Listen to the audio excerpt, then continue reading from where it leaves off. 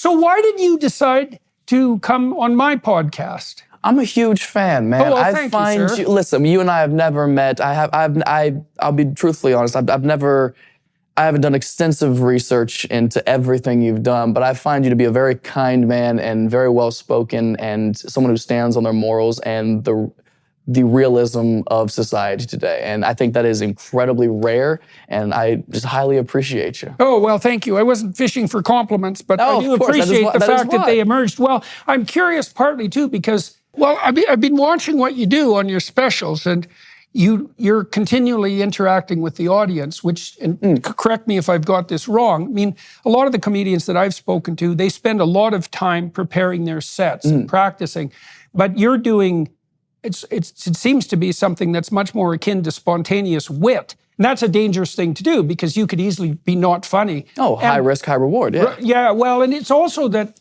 because you're doing that, you don't have a lot of time to exactly think through what you're going to say, right? I mean, if something strikes you as amusing, you pretty much have to go for it. And if your head's full of censorship-related thoughts, you're going to be not funny in about 15 seconds.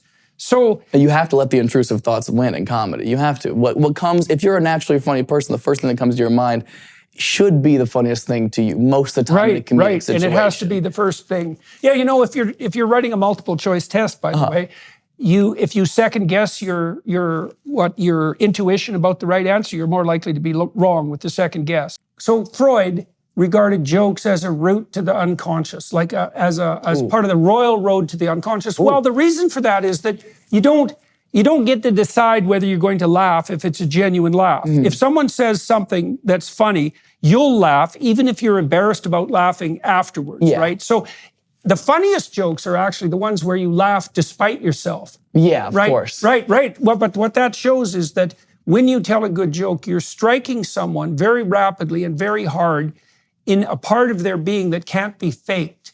So there's something dreadfully honest about comedy because no one laughs at a joke with a real laugh, and you can tell if it's a real laugh, unless the joke is actually funny.